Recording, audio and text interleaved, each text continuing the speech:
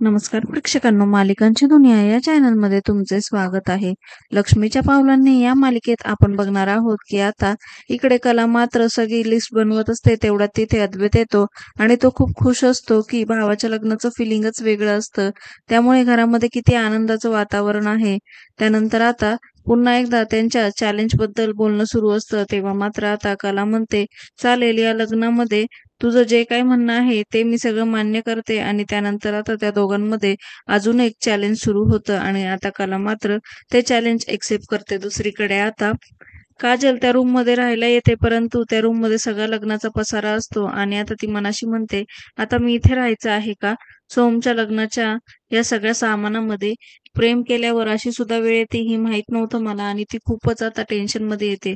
दुसरीकडे तिथल्या प्रत्येक वस्तूला ती हात लावून बघते आणि तिला त्या हव्या हव्याशा वाटू लागतात. त्यानंतर ती आता तिथल्या मंडोळ्या सुद्धा स्वतःच्या कपाळाला लावते. इतक्यात मात्र तिथं सोहम सुद्धा येतो आणि सोहम सुद्धा तिला त्या मंडोळ्या लावून देतो. त्यानंतर मात्र ती सोहमची माफी मागते आणि आता मला सगळं काही बोलायचं आहे आणि सगळं सांगायचं आहे, कबूल करायचं आहे, असं म्हणून आता ती सोहमला मिठी मारू लागते. त्यानंतर सोहम म्हणतो, हरकत नाही, मला माहिती आहे सगळं. आणि तेव्हा मात्र आता अचानक ती आरशात बघते तर सोहम मात्र तिथे नसतो. इतक्यात रजनीचा आवाज आल्यामुळे ती पटकन मंडोळ्या काढते आणि साईडला ठेवते. त्यानंतर आता तो पसारा बघून रजनी म्हणते, मी अंजूला पाठवते आवरायला.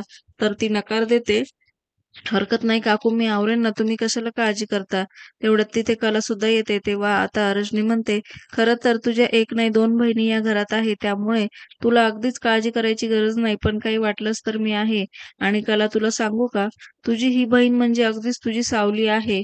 त्यामुळे ही आणि सोहम यांचं दोघांचं जुळलं असतं ना, तर मला खरंच खूप आनंद झाला असता आणि सून म्हणून तू मला आवडली असतीस बरं का, असं मात्र आता रजनी कबूल करते.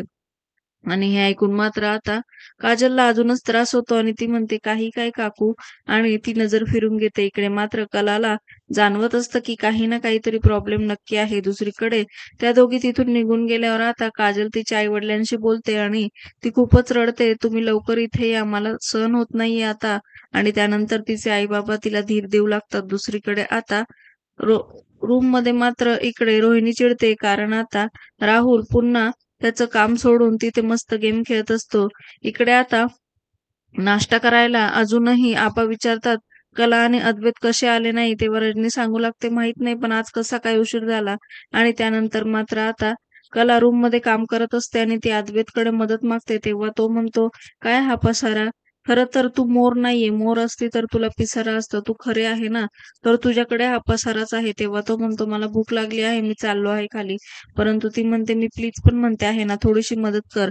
आणि तेव्हा तो तिच्या सांगण्याप्रमाणे त्या बाहुल्या चिटकवू लागतो. त्यामुळे दोघेही प्रयत्न करतात आणि त्यांची बोटं चिकटतात. येणाऱ्या भागात आपण बघणार आहोत की दोघेही जण ते बोटं सोडवण्याचा प्रयत्न करतात आणि तितक्यात सरोज येते. काय चाललं आहे तुमचं, असं विचारते. त्यानंतर आता किचन मध्ये मात्र गरम पाण्यामध्ये सरोज त्यांचं बोट सोडावते. इकडे मात्र आता अद्वैत डायनिंग टेबलवर जातो नाश्ता करायला. तर आता लगेचच सरोज कलाला धमकावते, तू काहीही प्रयत्न कर, पण तुमचे हात मात्र मी एकमेकांसोबत कायम कधीच चिकटू देणार नाही. तेव्हा आता कला म्हणते, आमच्या हाताचा ग्लू काढून आमचे हात वेगळे तर करता आले, पण आमचं नातं वेगळं होणार नाही.